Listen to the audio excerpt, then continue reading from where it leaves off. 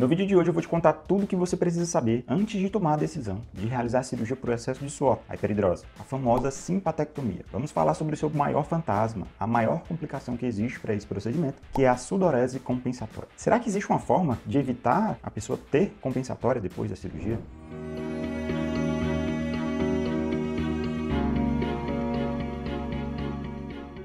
Fala pessoal, eu sou o Dr. Alan Pontes, eu sou cirurgião torácico e sou especialista no tratamento por excesso de suor. Se esse tipo de conteúdo é do teu interesse e você ainda não é inscrito aqui no canal, peço que se inscreva, deixe um like que vai ajudar muito no crescimento aqui do YouTube. É muito importante esse teu like para mim, tá bom? Um dos maiores medos de quem pensa em fazer, de quem está cogitando aí a simpatectomia para tratar o excesso de suor, é de fato a sudorese compensatória, ou também chamada de hiperidrose compensatória. Alguém aí já ouviu, talvez de orelhada, que se fizesse a cirurgia da simpatectomia, o suor que você tinha na mão ou na axila pode ir para uma outra área do corpo. Isso é o que a gente chama de sudorese compensatória ou hiperidrose compensatória. Eu queria deixar aqui bem claro que isso é verdade. Isso pode sim acontecer. Não acontece em todo mundo, mas é até frequente. Se a gente for colocar em números, daria em torno de 60% dos pacientes que realizam essa cirurgia. Ou seja, é até alta a incidência da compensatória. Já temos até vídeo aqui no canal falando sobre isso. Convido você a dar uma olhadinha lá nos cards, que vai ter mais informações a respeito da compensatória e também da simpatectomia. Mas o que eu queria deixar claro, pessoal, é que apesar de frequente, a compensatória ela não é tão intensa em todos os pacientes. Normalmente, na maioria dos casos, as pessoas que fazem compensatória após a simpatectomia vão apresentar sintomas leves, como eu já falei em outro vídeo. Ou seja, você está numa atividade física, está na academia, está fazendo uma corrida ao ar livre, ou o clima está muito quente, você está meio-dia no sol, caminhando na rua, você vai suar.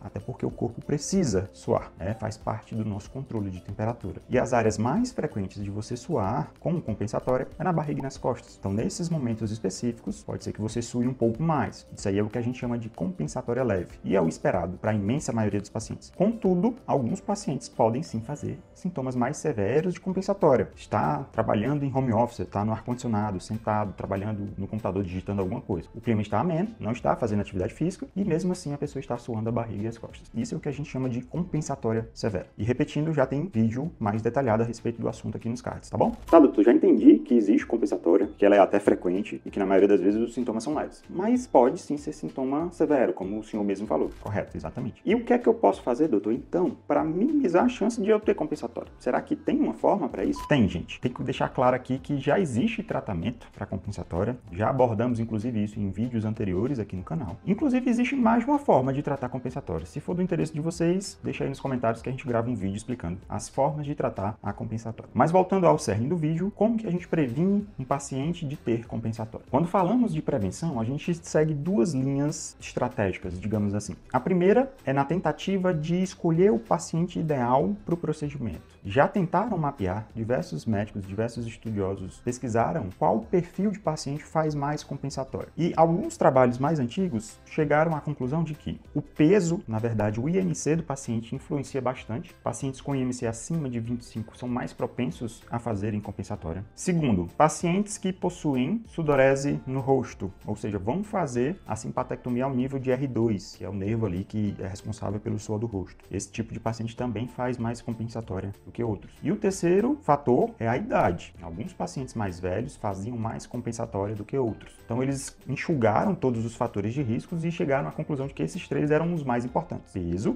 IMC, a altura do corte realizado na cadeia simpática e terceiro, a idade. Pacientes acima de 25 anos faziam mais compensatória do que outros. E isso foi verdade durante muito tempo, até um consenso de que a gente evitava realizar a simpatectomia nesses casos. Alguns trabalhos mais novos, pessoal, agora de 2021, 2020, tentaram replicar esses dados de trabalhos antigos e concluíram que, na verdade, dos três fatores que eu acabei de falar para vocês, somente a idade era de fato mais importante. Chegaram à conclusão de que só a idade era de fato um fator preditor de compensatória. Peso não tinha tanta influência assim e a altura do corte da cadeia simpática, apesar de ter um leve indício de que interfere, também não interfere tanto quanto a idade. E a escolha do paciente varia muito aí de cirurgião para cirurgião. Por exemplo, tem um colega que não opera pacientes com IMC acima de 25, ponto final. A tentativa aí de minimizar a chance de ter compensatório. Outros médicos, por exemplo, também não operam pacientes acima dos 30 anos, porque já sabe-se que lá na frente esse paciente vai ter uma compensatória às vezes mais intensa do que um paciente mais jovem. Eu, por outro lado, eu não faço tanta seleção assim. O que é que eu tento fazer na minha prática do consultório? É conversar com o paciente, está aí nesse perfil de fazer mais compensatória, explicar a realidade dos dados, a chance que ele vai ter de ter mais compensatória do que uma pessoa que está fora desse perfil, e tento decidir em conjunto aí com o paciente se tem um benefício realizar a simpatectomia. Às vezes o paciente tem uma sudorese intensa e atrapalha tanto a sua vida, tanto do ponto de vista social ou até profissional, na mão, por exemplo, ou na axila, que suar na barriga e nas costas é o mínimo. Então, você negar a oportunidade para esse paciente de se beneficiar da simpatectomia pensando que ele vai ter uma compensatória severa, eu acho até crueldade. A decisão tem que ser tomada em conjunto, não é só o médico nem só o paciente. Entendido? Essa é a primeira linha de estratégia. A segunda linha de estratégia envolve um dos aspectos que a gente conversou na anterior, que é a altura do corte do nervo. Já é muito bem estabelecido isso na literatura. Pacientes que suam o rosto, couro cabeludo, e até os pacientes que também sofrem com rubor facial. O nervo responsável por essa região é o segundo, é o T2, ou o R2, na nomenclatura mais nova. Pacientes que sofrem com suor na mão é o terceiro nervo. Pacientes que sofrem com suor na axila é o quarto nervo. Alguns trabalhos, como eu falei, estavam correlacionando a altura do nervo com a intensidade da compensatória. Então, se você possui suor intenso no rosto e vai fazer o corte do segundo nervo, a sua chance de ter compensatória severa é muito alta, beleza? A gente vê isso na prática clínica. E é o que é que alguns médicos vêm fazendo então? Evitam fazer o corte no segundo nervo. Com isso, você tem um resultado, digamos assim, pior. O rosto não seca tanto, fica um rosto aceitável em alguns casos. Em contrapartida, você minimiza a sua chance de fazer compensatória. Eu acho essa ideia até válida, desde que seja conversada com o paciente e explicado tudo isso. Eu já vi em diversos grupos de Telegram, de WhatsApp, até lá no Instagram, gente me perguntando por que o rosto ainda estava suado, sendo que operou uma simpatectomia para o rosto. E na maioria das vezes esse é o motivo. O corte foi feito na altura do terceiro nervo, que é o nervo da mão. Se isso não foi explicado para o paciente, eu acho isso má fé, digamos assim. Na minha prática, o que é que eu faço? Eu explico ao paciente. Se o paciente tem um suor muito intenso no rosto, eu acho que essa estratégia não é válida, porque ele vai continuar suando e vai frustrar. É muito mais honesto você explicar que ele vai ter uma compensatória, mas garantir o resultado satisfatório para ele, que é o rosto seco. Se é um suor não tão intenso, é um suor que incomoda ali, tem dias que nem tem outros que dá para relevar, dá para conviver, talvez desse jeito vale a pena você fazer no terceiro nervo, já que ali não é um suor tão intenso e o mínimo que a gente vai conseguir de reduzir ali fazendo no terceiro nervo talvez seja o suficiente para trazer uma qualidade de vida para aquele paciente. Então tudo é conversar. De forma semelhante, pessoal, quando a gente fala de suor na mão, que eu até já falei aqui para vocês que é o terceiro nervo o responsável pelo suor da mão, alguns colegas vêm tentando fazer no quarto nervo, que é o nervo da axila, na tentativa de minimizar as chances de você ter compensatória, semelhante ao que a gente acabou de conversar para o rosto. O paciente está com suor na mão, em vez de fazer o terceiro nervo, eu faço o quarto. E às vezes o resultado para a mão é insatisfatório, o paciente continua suando a mão. Já tive também casos de pacientes operados em outros serviços com essa queixa. Poxa, doutor, eu tinha suor na mão, fiz a cirurgia e continuou suada. Quando a gente vai pesquisar, vai ver o relatório cirúrgico, tá lá, realizado simpatectomia ao nível de quarto nervo, né? R4, T4. Então, se não for explicado para o paciente, é má fé. O médico tem que conversar com o paciente sobre isso. Olha, sua mão não sua tanto, tem uma hiperidrose, mas é um grau 2. Será que não vale a pena a gente fazer no quarto nervo para minimizar a chance de você ter uma compensatória? Se isso for explicado, foi conversado, ó, nota 10 para esse médico. É isso que tem que ser feito. Eu não gosto muito dessa ideia. Eu prefiro fazer no terceiro nervo para o paciente garantir uma mão sequinha, mesmo que isso traga uma chance maior de ter compensatória. Obviamente, tudo isso conversado com o paciente. Entendido? Mensagens importantes nesse vídeo. Compensatória existe, é uma realidade e é até frequente. Na maioria das vezes, os sintomas são leves, não impactam tanto a qualidade de vida e não interferem no nível de satisfação da simpatectomia. Terceiro, conseguimos prever quais pacientes vão fazer mais compensatória do que outro. E isso acaba sendo explicado ao paciente, influenciando na sua tomada de decisão. E quarto, a compensatória não é o final da linha, existe tratamento para compensatória. Repito, se é do interesse de vocês saber quais as opções nós temos para tratar a compensatória, escreve aí nos comentários que a gente faz um próximo vídeo para vocês. Beleza? Então é isso, pessoal. Espero que o vídeo tenha sido útil para você, vocês tenham gostado do conteúdo. Se sim, deixa o like, se inscreve aí no canal que vai me ajudar muito. Conte sempre comigo. Até a próxima. Tchau, tchau.